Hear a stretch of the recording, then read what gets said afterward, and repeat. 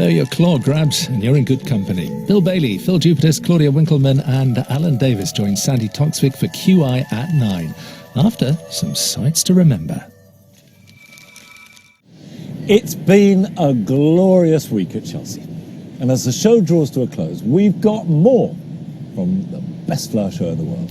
It's been a week of colour, creativity and imagination in both the gardens and the pavilion. So stick with us for the best that Chelsea had to offer.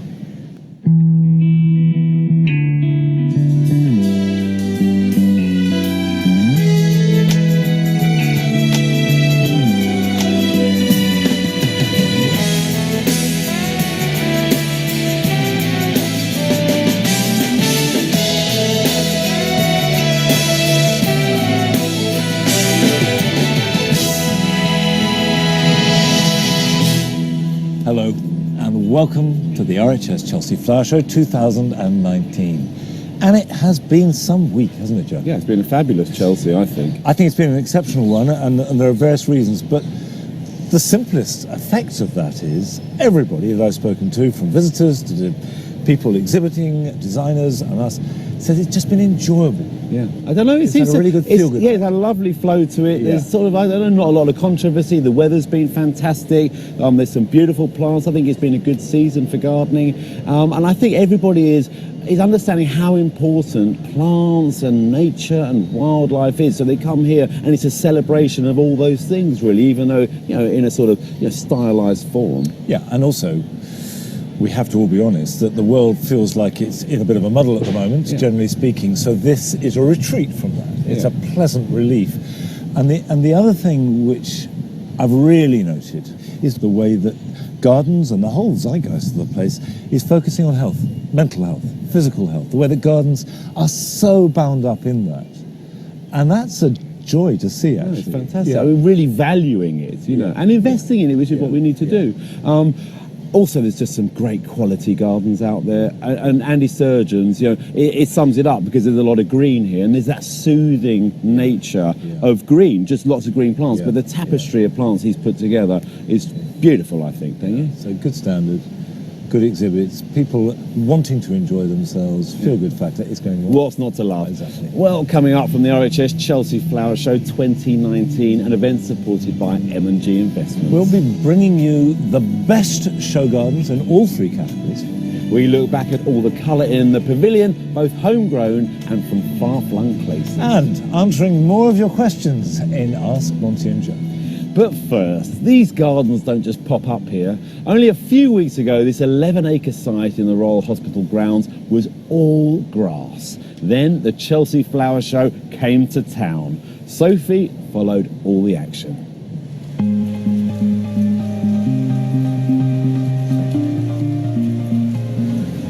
So this is Main Avenue. They're making good progress on these show gardens. They're halfway through the build. They've got another 10 days to go. Building a garden here at Chelsea is always a huge challenge, and what they're all battling at the moment is the weather.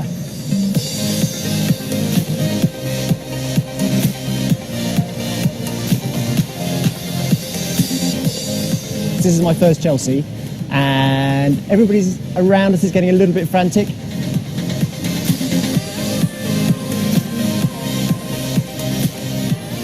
We knocked a wall yesterday. Sometimes at Chelsea you go forward, then you go back a little bit. It's just that's the nature of the game.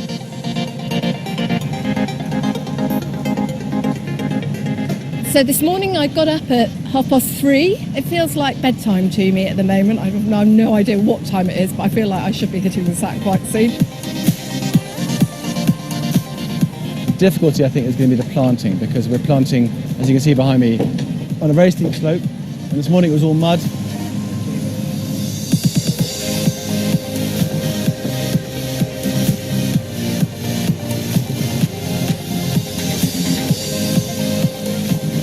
Tom, I cannot believe how much this garden has changed. It's unrecognisable. It's not right. Okay, good. Okay, right. perfect. Right in there, and I literally put it in. It's like a jigsaw puzzle. And all that hard work led to 26 stunning gardens across 3 different categories: Artisan, Space to Grow, and of course the large show gardens. Which is where the designer Andy Sturgeon made his Chelsea return after a 2-year break with the M&G Garden, which won a gold medal. But more than that, he won the prize that all the designers dream of: Best Show Garden. I employed somebody going, so I wasn't earning a living from that. That's really difficult. I'm terribly sorry to interrupt you, Andy, but I am delighted to announce the Best Show Garden. You take that. Thank you very much. Congratulations. Congratulations. Thank you, Eric. All in on it. There's you, baby. So that's it. What a beautiful Best Show garden. What a Garden.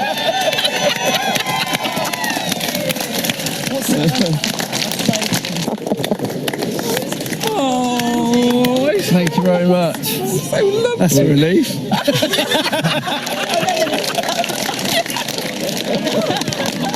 Well done, man. And for the first time, Joe and I both predicted Best Show Garden correctly. Yeah, you got it right for once, didn't you, Monty? Well, to give you an insight into what it takes to come up with a winning show garden, we went to visit Andy in the run-up to this year's Chelsea Flower Show.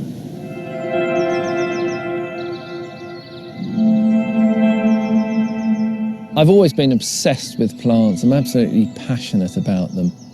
I can see design in everything, really, whether it be form and texture and just the way that the light falls upon something. The last time I was at Chelsea was 2016, and I wasn't planning on going back so soon, but actually it's an opportunity I couldn't resist. Being able to express yourself in this way with design is something really quite unique. I'm Andy Sturgeon. My style tends to be quite contemporary, but I always use natural materials like stone and timber. I'm not actually a trained designer. I'm a frustrated sculptor and a frustrated architect. I tend to get inspiration from anything around me, whether it be art or architecture or nature itself. I've exhibited at garden shows all around the world, but Chelsea Flower Show for me is still the pinnacle. I first exhibited at Chelsea in 2001, and I think this will be my 9th time at the show. And I've been lucky enough to win 2 Best in Shows, including the last time I was there in 2016. What that means is that the pressure that I feel on myself is absolutely enormous. The starting point for this year's garden was actually a rock formation which I saw on a beach in Australia. What I loved about it was that behind the beach you could see the way that plants were colonising the stone and the rocks, and I was really absorbed by the power of plants, the way that they can immediately colonise and regenerate something that's potentially barren. I work in my studio right in the heart of Brighton, and this is really where the creative process begins. Making a model is a really important part of the design process for me. This is really the starting point because it helps me to look in and see all the different angles, all the different vistas, and to see how all the spaces are arranged. The timber formations that run down through it, they create these really strong vistas so that you can imagine the views that the public will get when they look down through it. And then from the long side of the garden, they act really as a backdrop to all the planting. It's kind of layered up, and so I can really begin to understand how the plants will look in front of the timber and how the trees will create the different shapes.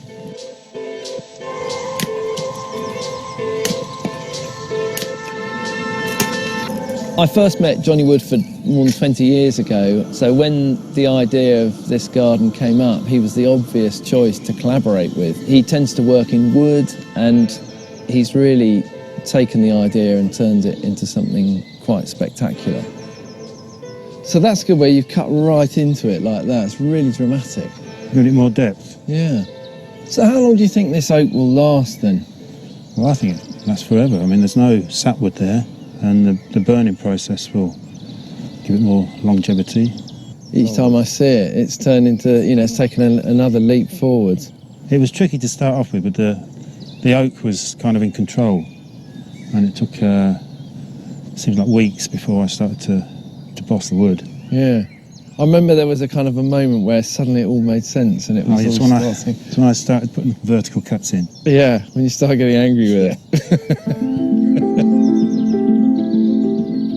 The basic concept for the garden is about ecological succession. Everywhere you look in a woodland, you can see the way that plants colonise things. And the moss and the ferns are actually very primitive plants. They're amongst the first plants that you get with primary succession, where plants colonise a new barren landscape. And as it happens, I love ferns. They're amongst my favourite plants, and I've got literally hundreds of them in the Chelsea garden. When a tree actually falls down, that's known as secondary succession, because it's an opportunity. The light floods in through the canopy, and then the seed bank can come to life. In this case, it's all the bluebells that have been sat dormant in the ground. But in the Chelsea garden, I'm using willow herb. As the show approaches, I think it's fair to say that the anxiety and nervousness just builds. In the last year, while I've been working on this, you're very much focused on the design, and now the dawn of realisation comes that you're putting your head above the parapet and being scrutinised by your peers, which isn't a great feeling, I have to say. And at this point in the game, I've got my fingers crossed, but I don't know how I'm going to do. I find it fascinating that designers as experienced and garlanded as Andy Sturgeon still feel anxious about Chelsea.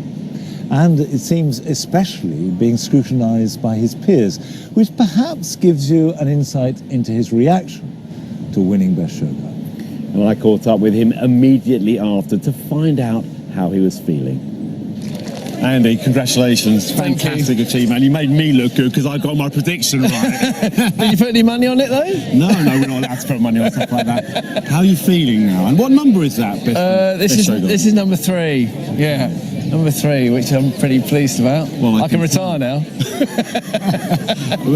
It is such a massive thing. It's huge, isn't it? I mean, a gold medal, but we know you're going to get a gold medal, but that's the one you're really after. Yeah, do you know what? It's funny because I never used to really sort of strive for best in show. I was always kind of happy with a gold medal, and then having won it once, I realised quite how important it is, and important for the whole team as well. Everyone who stood out there who worked on this garden and, you know, grew the plants and planted the plants. So many people involved in it. You know, that's not just for me, that's for everyone, that is. Did you have an inkling you were in with a shout? I think there's a thing that happens a couple of days when before the end, when the garden's just coming together and you sort of get to see it properly for the first time, and you kind of think, oh, do you know what? I think I'm in with a shout here. But then you go, you don't really know what's going on in the rest of the show. So you take a wander down Main Avenue, you think, oh damn, there's some strong competition. Yeah. Well, that's the thing, because I mean, they can hand out as many gold medals, silver girls, but there's only one of those. So that is really, you are really competing against every other gold medal here. Yeah, and it's true. So that's great to be in such good company as well with those other gold medals. Yeah. And all I can say is enjoy the week. You can really enjoy the week now. Yeah, I will be having a glass or two of champagne, I reckon. Well deserved. With the team. Thank you. The Artisan gardens are often a visitor's favourite, not least because they're enveloped by trees, which gives them a cool and tranquil feel. And there's a welcome respite from the huge crowds on Main Avenue. Designed with traditional materials and craft at their heart, the gardens are small and often more relatable to most gardeners. There was some strong competition for Best Artisan, and we were there when Sue Biggs gave the award and Toby Buckland met the winner. Alistair, we've got a surprise for you. I'm delighted to say that Family Monsters has won the Best Artisan Garden. Wow. So many congratulations, Alistair. Thank you, sir. Many congratulations. Big round of applause for Alistair. Beautiful garden. Thank you. Alistair Bayford, what a week for you. Gold medal and Best Artisan Garden. Absolutely incredible week. Gold was good enough, but when Sue Biggs walked down with the Best Artisan, it's just an incredible experience. I can't equate to. You must be walking on cloud 9. And you had royal visitors? Yes, we had the Duke and Duchess of Cambridge on the garden on Monday evening. Oh yeah. A fantastic result for both us and the charity. Well, can you tell me what they said, or are you sworn to secrecy? Well, I can tell you that they love the garden. Yeah. They certainly love the theme. It's very close to the work they do outside of things they do at Chelsea. So they're very happy to see a garden like this at Chelsea this year. I guess for you, you've had your trials and tribulations, so you know a thing or two about family monsters. Yeah. Diagnosed with epilepsy 2 years ago. I have no qualms about sharing that. And when you embed yourself in a garden, I think the results are such like this. You know, there's a bit of you in it. Yeah, and I suppose the thing is it's capturing the elephant in the room that no one talks about in their families. And I think you've done that so eloquently. Absolutely. Yeah, and it demonstrates that, you know, we're sat here. If you share things, they get a little bit smaller and a bit more manageable. Yeah, you're a lovely guy and a lovely award. What are you going to put in the box? I think I'll put a keepsake in there to remember my time at Chelsea this year. What about hopes, dreams and ambitions, Alistair? Yeah, absolutely. Well, yeah, because, I mean, we've been talking at the BBC compound amongst the designers about, well, who's a runner and rider potentially for Main Avenue. Is it something you'd consider? Yes, absolutely. Aspirations to be on Main Avenue. Who wouldn't be? You know, we come to Chelsea to exhibit, we come to Chelsea to strive to achieve a gold medal, and to be on Main Avenue would be fantastic. So maybe next year. Well, I think it's your attention to detail, but it's also you just sort of got passion in your work, and it really shows. I think you'll go a long way. Yeah, thank you. Yeah, it was so good to speak to you, and congratulations. Thanks, Toby. I thought that was a fabulous little garden, and what stood out for me was that the garden was naturalistic and looser in its planting style, which isn't necessarily a simple technique to achieve. Rachel Detain went out into the gardens to explain the building blocks behind this trend. One of the key design inspirations here at the show this year is undoubtedly a more naturalistic way of planting. And on this garden we've got a little slice of Finland, and it's really beautiful, very subtle too. So you've got things like the trees, the Betula pendula, which is the national tree of Finland, and then a very unassuming little tree here, a little willow called Salix caprea. But it's vitally important because in Finland, after the really long cold winters, this flowers really early in spring, and so it provides nourishment for bees, for other pollinating insects, for butterflies and moths. It's all very relaxed, and that might mean a very relaxed gardener too.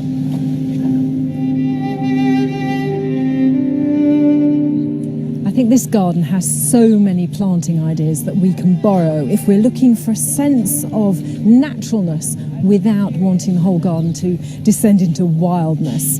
And I think it's all about how you put the plants together. And we're used to being told to group them in 3s and 5s and 7s, and then you get these lovely mounds of different plants that complement each other. But here they've taken the same quantity of plants and dotted them around in a much freer fashion. But you've got this lovely, really green understory with the ferns, and coming up through that, like the valeriana, the iris siberica, and they just sort of dotted through like arrows pointing skyward. And the other thing is that this garden reminds us that you can have a natural feel but still have colour. Things like the Camasias and that wonderful lupin. I love the fact that that's a solitary lupin. As if in nature, things just self-seed, they grow where they want to grow. Well, that one's just popped itself over there, and why not? It really is a very beautiful garden. I love the irony behind the naming of this garden. It's called the High Maintenance Garden for the Motor Neurone Disease Association. And it shows what might happen to a previously very cultivated space if the owner isn't able to maintain the garden to that standard anymore. And actually, I think it's wonderfully encouraging, very refreshing. You've got plants really that seem to have grown where they've landed. And then we just walk through a trodden path down through what frankly are, well, most people would consider weeds. But there are cultivated areas still. You can see the astrantias and the hostas, but I think it just shows that perhaps we all need to just be a little bit more easygoing about our gardens. Let nature in, let all of those important insects and wildlife into our spaces as well. I'll tell you what, it makes me feel an awful lot better about the fact that I don't have time to go home tonight and do the weeding. The Space to Grow gardens are all about transforming a compact, urban or unusual space in an innovative way to appeal to those of us who live in towns and cities. Joe Perkins designed his garden to encourage people to think creatively about small plots and won Best Space to Grow award. Eric Anderson went to find out about the influences behind his design.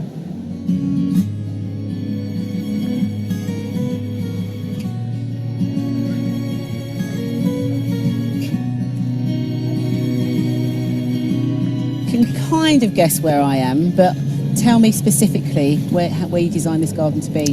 It is inspired by a landscape, and the landscape is the Basque Country in northern Spain. The way I've tried to bring that inspiration into the garden is through the use of some quite dramatic rock formations. I do like the way that you've kind of utilised plants of one theme. They come from all over the world, but they share that ability to survive in a coastal environment. But the other thing about this garden is the angle of it. So I wanted to show how you can increase your sense of space, and the 30-degree angle that we've designed the garden on lengthens the vistas that you can get through the garden and increases the perspective. You know, a water feature in a garden is great, but you've given it this real ebb and flow as if you literally are sat by the edge of a beach. For me, the sound of waves is the sound of the coast, and I think for all of us it's an instantly recognisable sound of that particular landscape.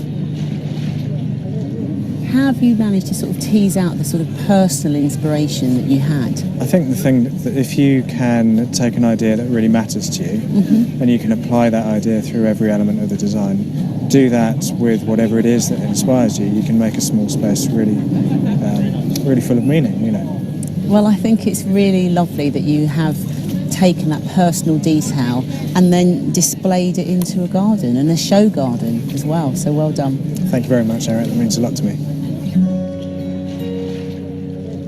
What's interesting is that Joe also won Best Construction in the category, and it was really clear why to me. Every element of the landscaping was perfectly thought through and, most importantly, executed. Sarah Eberle's Resilience Garden won Best Construction in the main show gardens. And all week, Adam Frost has been dissecting and analysing these landscaping elements of the gardens and revealing design tricks to help you at home. On Wednesday, he explained why a path can potentially be so much more than just getting from A to B.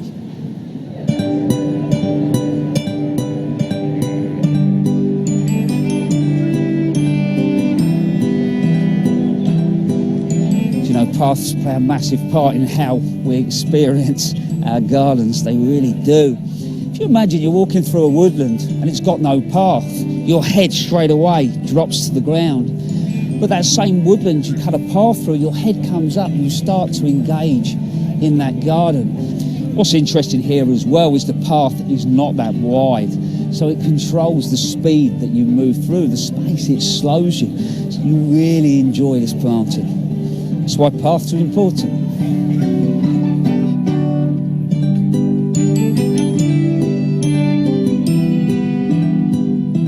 Before you add a path to any garden, there are a few things to think about. First of all, not only where it's going, but how often are you going to use it? Is it going to be every day or just for occasional use? Because that starts to drive the selection of materials. If it's a path you're going to use every single day, it wants to be a good solid material. But if it's occasionally through a woodland at the end of the garden, it could be bark.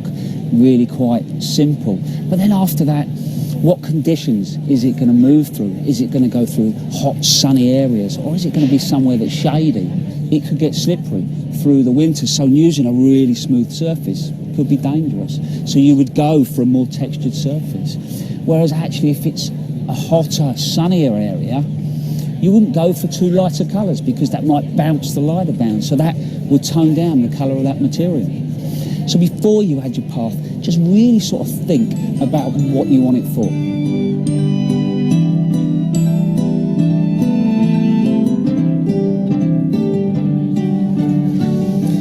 Yeah, this is a cracking path, it really is. It sort of softly works its way through the planting, but the interesting thing is that actually they're big paving slabs and nothing's been cut, so they're 600mm by 600mm, but because they've been laid in a staggered bond, you can softly plant the edges and just move through that planting. But also I love the way the slate's been used. It breaks up the path, which adds interest, but also it drifts off into the planting as a mulch and really makes the whole thing feel cohesive. Simple, but clever.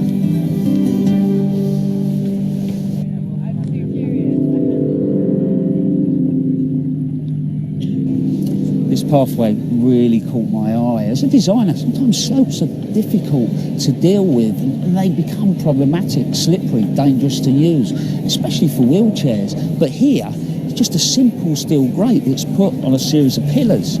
It's really safe to move on, but even when it was wet, the water would drop through and move off into the gravel. Also, I could see my kids going up and down there on their bikes. I could say it looks a little industrial, but I might plant a few things in the gravel underneath, but it's cracking.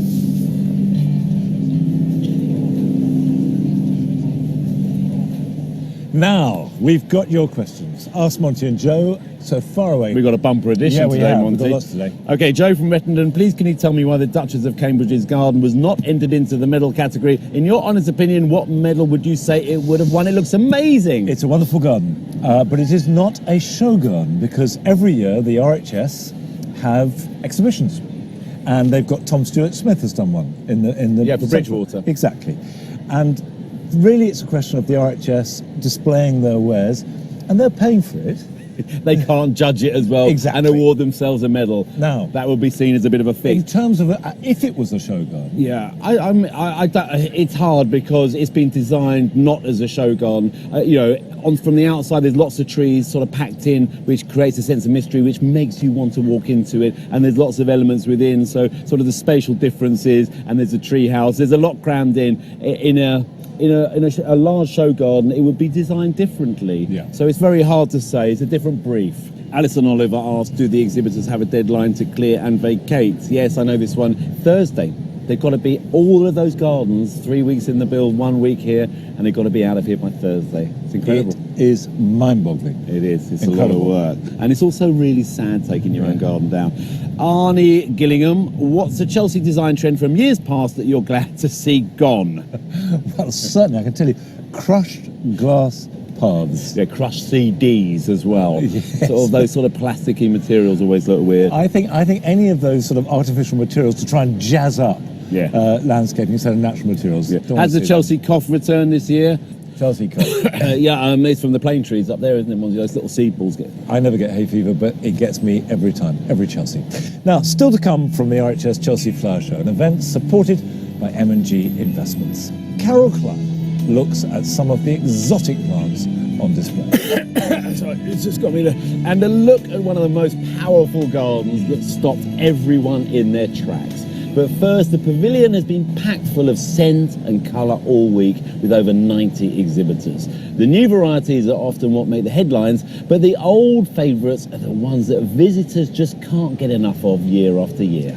And Francis has been revelling in the plants that are true garden classics. Here in the Great Pavilion, you're never short of some classic garden flowers. When it comes to garden classics, nothing is more classic than the rose. Whole gardens have been built around them, and I think no garden is complete without one. And here on the Peterbilt stand, the scent is absolutely incredible. And one of their best-selling roses is called Comte de Chambord. It's a Portland rose from 1860, so it's a really old variety, and it has an incredible damask scent, lovely pink flowers, and it's a really compact form, so perfect if you have a smaller garden.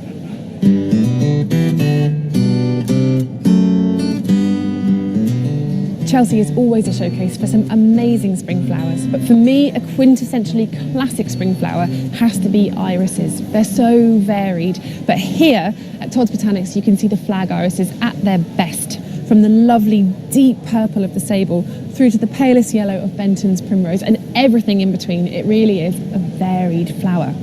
But remember, if you want the best flowers from it, make sure you plant it in a sunny spot. If you're looking for a real showstopper of a classic plant, then it has to be a lupin. With these huge, incredible spikes of flowers, they really make such a statement. And the nice thing about them is you don't actually have to stake them at all. They're quite robust plants, so they hold up their flower spike. When you get close up to them, you can see these individually are pea flowers. It's a member of the pea family, so it's really good for bringing in pollinators. You can see that they can see those colours from miles around, and there's a huge array of colours to choose from. But if you really want something classic, then stick to the pinks and the purples, and you can't go wrong.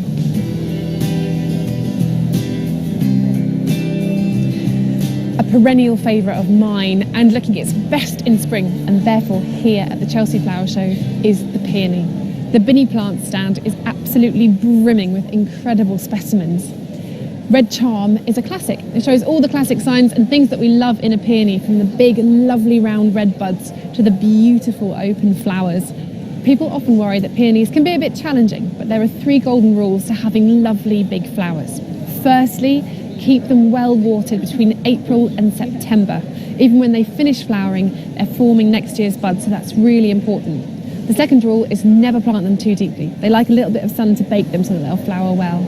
And thirdly, never plant them in the shade. If you stick to those 3 things, I think you can agree that they're worth the extra bit of work, and you'll have big, happy, healthy peonies.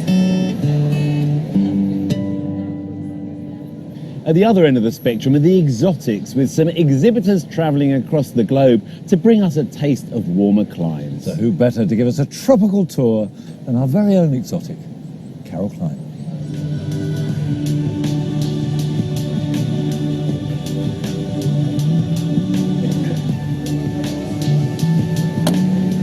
Think of the tropical and where does your mind go straight away? To the Caribbean with its glorious colours. And this stand from Barbados is a perfect example of that. You can almost feel the heat. You can feel the palm trees swaying. There are all manner of gorgeous plants here. Heliconiums, red gingers, anthuriums, all completely different from any of the things that you're used to seeing in your own garden. But immediately you're transported.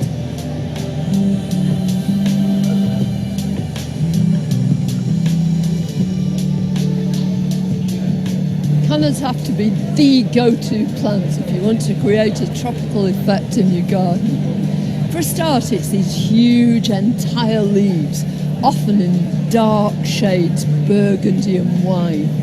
And then, as if that wasn't enough, you get these glorious flowers, oranges, corals, pinks, reds. They're so straightforward to grow, really easy. Just make sure that you protect them from frost during the winter.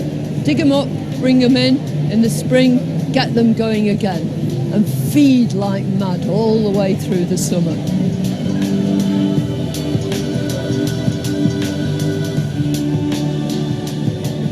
You don't necessarily have to have brightly coloured flowers to achieve a tropical effect. Sometimes you can just do it with foliage. It can add shape, texture, structure to your garden and really make you feel that you're somewhere much, much warmer than you really are. I think these beautiful palms illustrate that exactly. If you want something really small and chunky, this one's called Camarops humilis volcano. And they're hardy down to -10.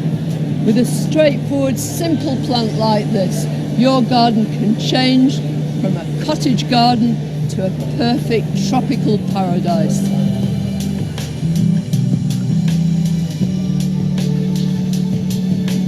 You don't necessarily have to use tropical plants to create a tropical effect. Here on Sarah Abilly's Resilience Garden, she's shown how you can actually use plants that are in everyday parlance and add a splash of something or other. A yucca here, a beautiful cycad there, combined with plants we're all used to seeing, and yet you look at either of these places and you're transformed, taken away to a different reality. 1 or 2 orchids growing in pots can transform your living room into an exotic haven. I really love the way that these displays show off these extraordinary plants like pieces of art. But of course, it's not all about the razzmatazz. One of the Space to Grow gardens this year goes back to the fundamentals of gardening, which is growing something to eat.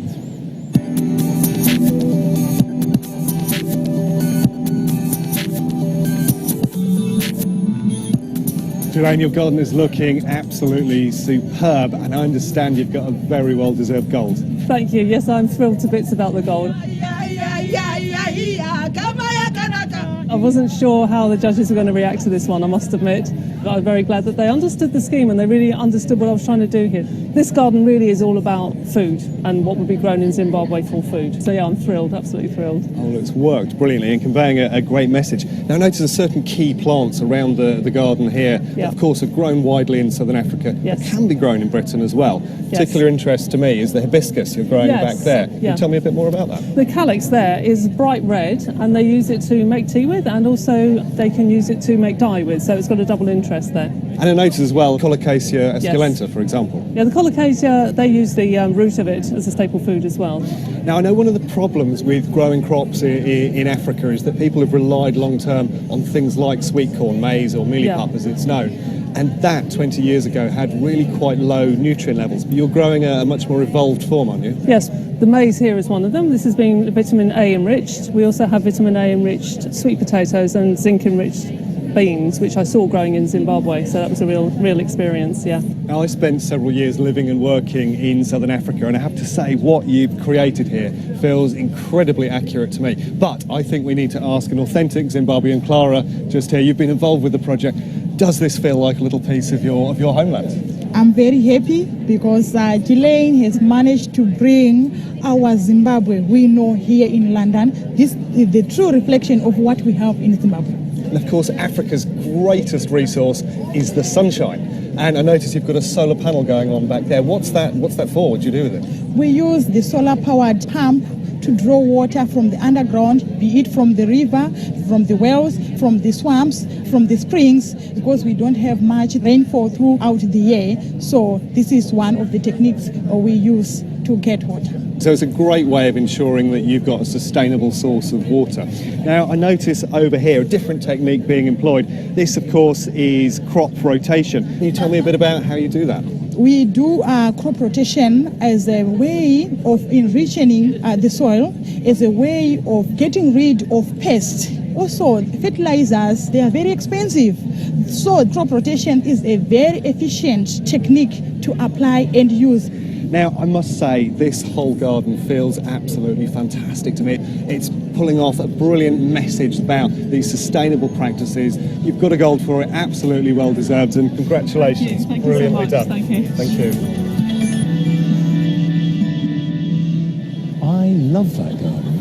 It had such vitality, filled with vibrant colour. Reminded me of gardens I've seen in South Africa, I've seen in Asia, and very, very skillfully put together. Yeah, it felt like a sort of functioning, working garden, didn't it? It was good. Yeah. It was a joy. Well, practicality was also a theme in one of the other Space to Grow gardens, but this one had a very different use in mind, as Juliet Sargent found out.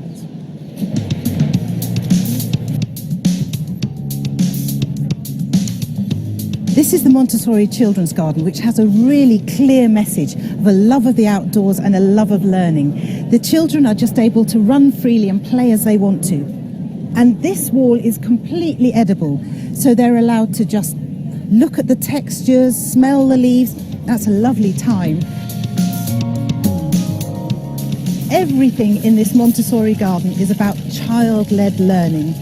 Even this little door here is designed specifically for little people to go through to the greenhouse. Celebrities have been turning up here all week, and one of them was the RHS ambassador, Baroness Floella Benjamin, who has actually been coming to Chelsea for years. Her passion's just infectious, isn't it? She shared with us some of her fond memories of her many visits.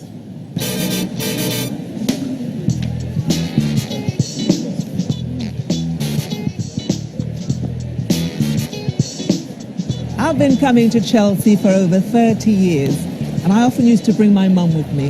It was the highlight of her year. She adored Chelsea, and I remember those days so fondly. Happy memories.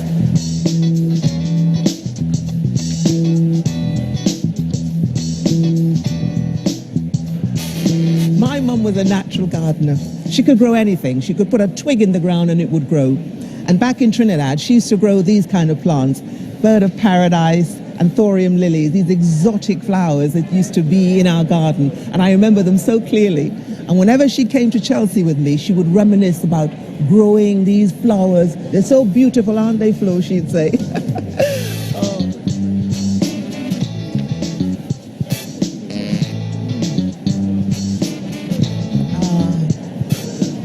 I adore orchids. In fact, both my mum and I, our wedding bouquets were made up of orchids. So beautiful, delicate. Oh, I just simply adore them. And my house, it's full of orchids because they're so easy to look after.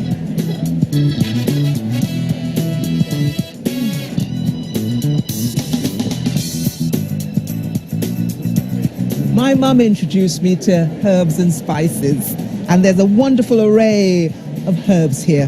Beautiful herb garden. There's some coriander over there, which is perfect for fish. Oh, and this one I love, lemon balm. I grow this in my garden, which is gorgeous. Thyme. Now, thyme, any good Caribbean dish will be seasoned with thyme.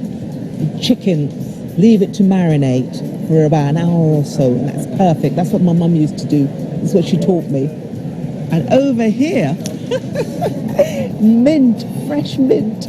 You know, if ever we had a tummy ache, my mum would pick a couple of leaves of mint and give it to us to chew, just to settle us down.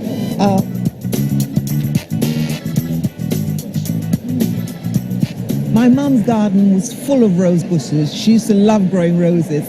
And when my children were born, I planted a rose bush dedicated to each of them. One's now 38 and one's 31. And my daughter, when she was little, she used to love picking roses and put it in her hair.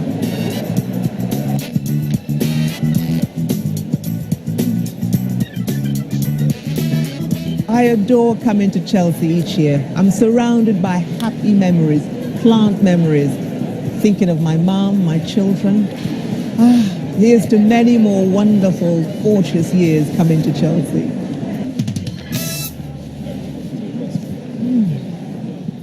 We've had lots of questions this week with our Ask Monty and Joe, and an awful lot have been plant related. So let's just look at some plants. And some of them we've actually been able to answer as well. Sarah asks, Angelica plants are featured in this year's Chelsea Flower Show. There's loads of them here, aren't there? What growing conditions does this plant need to be successful? Well, I have a problem with it because my garden's just too dry. Well, there are an awful lot of Angelica around this year, which is great because I love them, and we grow a lot at Longmeadow because the soil there is perfect. Heavy clay holds the moisture, which they certainly need, but don't go and buy Angelica in flower. I know people walk up, I bought this for a tenner. Waste of time. It's a biennial. So once it flowers, it dies. So buy a plant to any time between now and October, young plant, plant it. It may not look very big now, but it will grow very fast next year and flower, and keep it nice and moist. Yeah, they are gorgeous. Love the foliage. Karen asks, love the peonies at Chelsea. Can I grow them in pots? And if so, what's the best compost to use? They're best in the ground. They are best in the ground. And people do grow them in pots. I've seen peonies in Beijing growing in pots perfectly successfully.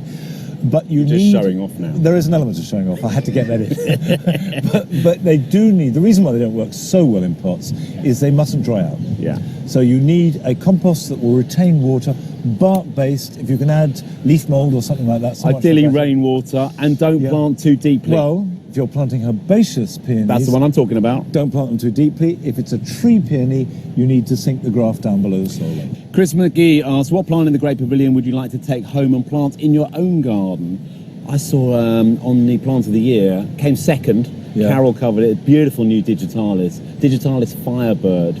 It's got tall, dark stems, and I've just got to get my hands on one of those. And I would love to add that to the dual garden. I'm going to cheat. I'm not going to answer directly, but I'm going to go for a colour because I've been looking for yellow plants, particularly pale. There's a lovely selection of pale lemon plants around this year, and there are lupins and aquilegias and escholzia, but it's a particular colour. Yeah, one plant, and you've done it again, Monty, haven't you? Just You've keep got a whole thing. Get one more question in quickly. Okay, quickly.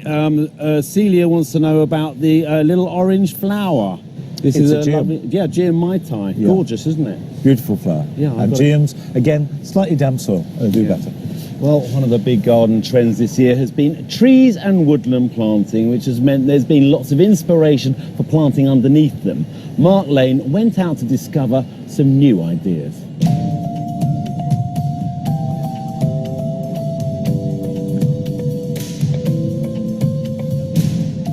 Showing off your star plants is key to a great garden, but often the plants around them are quite literally overshadowed. Looking around Chelsea is a great way for inspiration for your underplanting.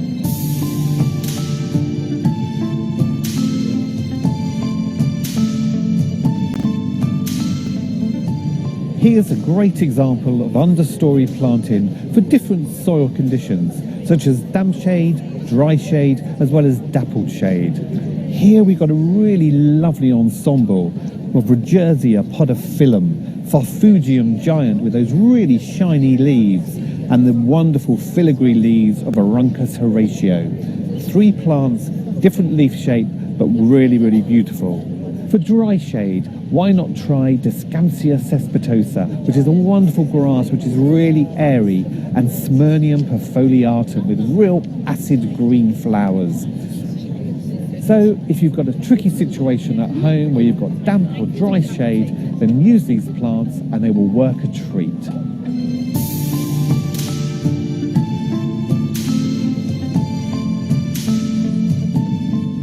Here's a really great example of dappled shade as well as deep shade underplanting.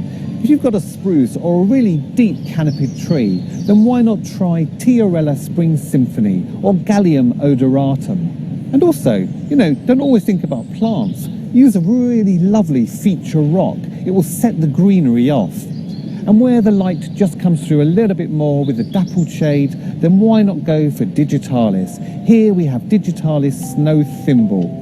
And then we get the lovely pinheads of Astrantia Buckland.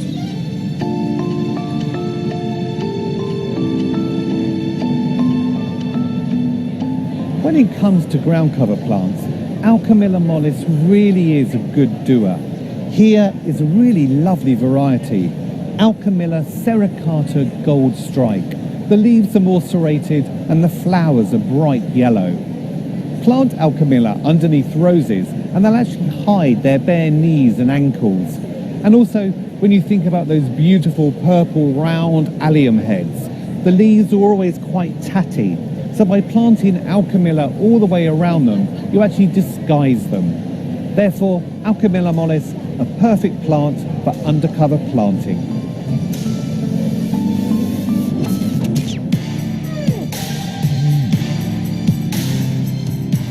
If you want to add some colour to those shady corners, then why not go for Epimedium roseum? This is a great dual-purpose plant. It has these beautiful rose-pink flowers that come out in the springtime, and in the autumn, the leaves turn the most magnificent reds and purples. So go on, cheer up those dark, gloomy corners and add some colour and texture to your underplanting.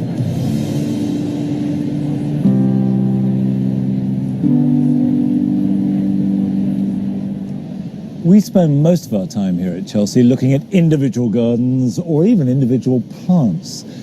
But over the week, you inevitably get a sense of a broader theme emerging. Sometimes it's just a feeling. And I went out and tried to gather together what I thought were the most important trends in this year's Chelsea.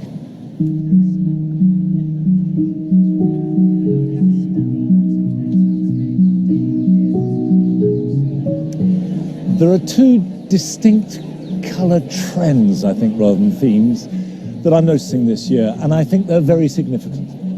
The first is beautifully illustrated here on the Green Fingers garden, which is the palest of pale pastels, but it's quite a limited range. There's very little pink this year, for example, but there's a lot of the palest of yellows and lemon.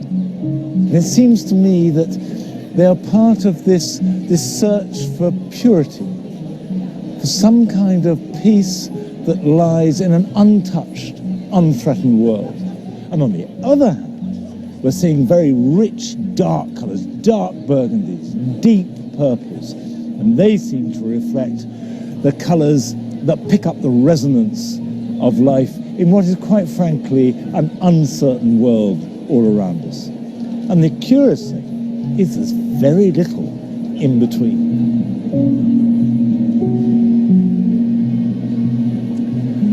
I think that the number of woodland gardens in this year's Chelsea is telling us something more detailed about us as people than just horticultural fashion. Because, like this garden, the RHS Back to Nature, it has 2 functions. The first is obvious. It's fun. It's protected. Children can play here, cocooned from outside dangers. But also woods have another function, because they hide things, and those things might be bad. And the closed horizon, you can't see what's coming and what's beyond, is also potentially a threat as well as safety.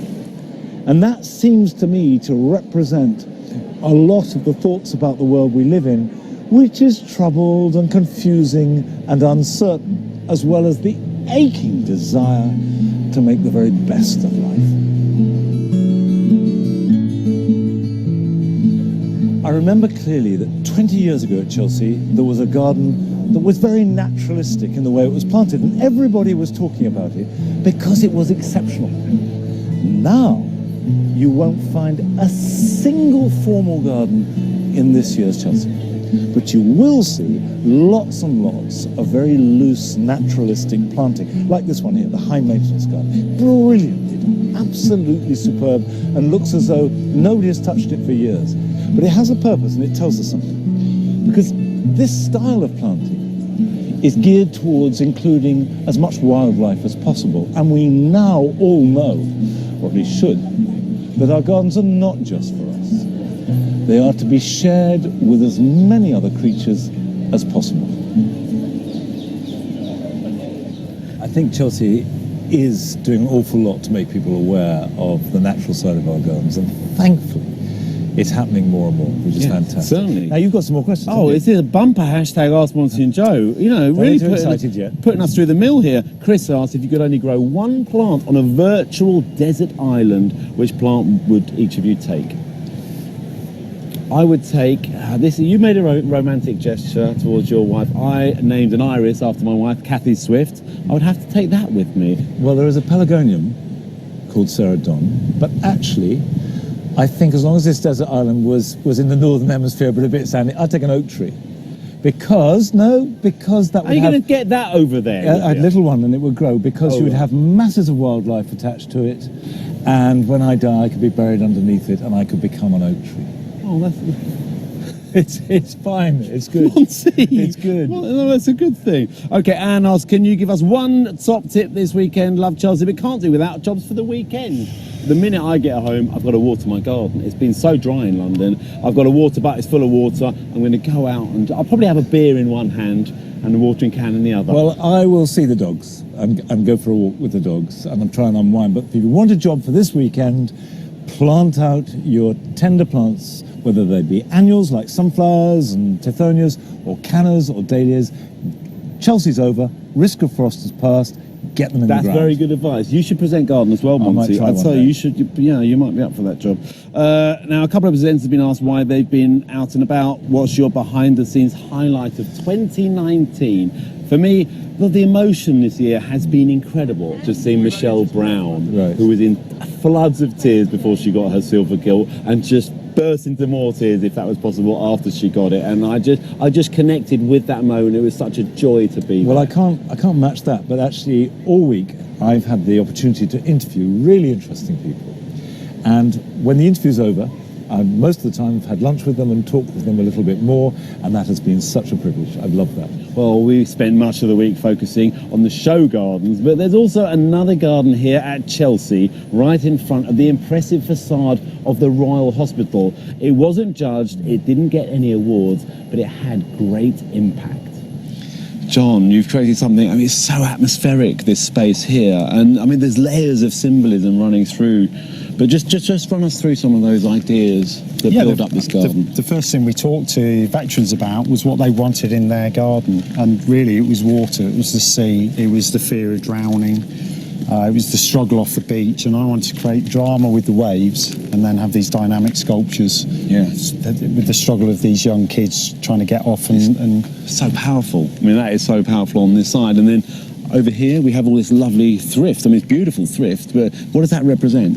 Well, the sea thrift is a link between the two countries, between France and England, where they departed from Portsmouth. They would have seen sea thrift, and they would have seen sea thrift in Normandy as they drove inland. So it's a link between the nations, which I thought was lovely. the link between the two countries as they fought their way through France. Yeah, and it's been a huge team effort, hasn't it? Absolutely massive. We've had army personnel, army medics, Royal Engineers. We've had relatives of veterans. So many people wanted to be here and wanted to thank the veterans. And it's going to go and live on after this. This garden is going to go and be a permanent installation. It is. We're straight onto the ferry after the show with the garden in 3 Arctics down to Arromanches. Gold Beach, main landing ground for the British, and it's going to be on the cliff top. Fantastic. And here we have, I mean, two very pertinent sculptures, are very relevant. Bill Pendle, who you spoke to a lot, didn't you? Yeah, Bill I spoke to back in September, and he really sadly passed away in December. We felt it was important that we still honour his memory. We've got Bill as an old veteran, looking at his younger self, having a discussion, maybe even having a joke with his 22-year-old self. Yeah. And Joe, you knew Bill. Yeah. Well, I met Bill on the 70th anniversary of D-Day, and we got to be quite pally. We used to share the same room together whenever we went to different functions like Normandy, Goodwood Revival, and Eindhoven in Holland. And does this sculpture look like him? Does it remind you of him? It's a very good image of him, indeed. To see it there, I think I was looking at Bill and talking to him. Yeah, it's very good. And the idea that there's Bill there looking at a younger man of himself on the other side is very clever, isn't it? And it's very poignant. Yeah, it is. Yeah, it is very poignant indeed. Yeah. But he was a real character, Bill. And he enjoyed life. Well, thank you, Joe, for telling us the stories, and thank you, John, as well. You've done an amazing job. It's just fantastic. The reaction is going to be incredible.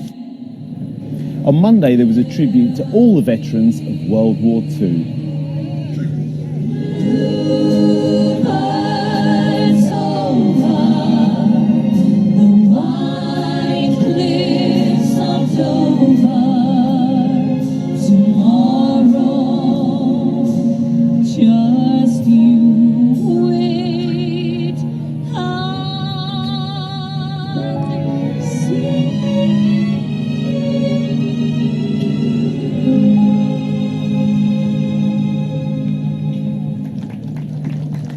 Like you, I went and talked to some of the veterans, and there was not a dry eye in the house. It was very moving. And John Everest, well, he's got the articulated lorries lined up here. You know, the minute this garden's dismantled, it's going over to Normandy, and it's going to be a permanent installation over there. Well, we're coming to the end of this week, but I think one thing we do need to acknowledge, Joe, is that it's your birthday today. Oh, it's your birthday, and so many happy returns. Thank you very much. Another year older. It's always at Chelsea. You are approaching maturity.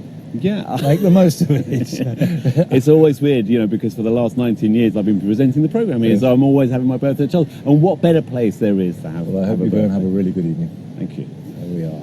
Well, what an amazing week, and you stitched me up as usual. I'll be back with Sophie tomorrow on BBC One at 6 p.m. with more of the best that Chelsea had to offer, including the medal winners in the show gardens. And the flower show coverage continues with Chatsworth on the 7th of June on BBC Two. Now, whenever I've walked around this year, some people say hello, Monty, but most people say, where's Nigel? Well, I hope that he is with Nellie in the garden at Longmeadow, and that's where I will be next Friday, joining them on Gardener's World. So I will see you then, but from Joe and I here at Chelsea, bye-bye.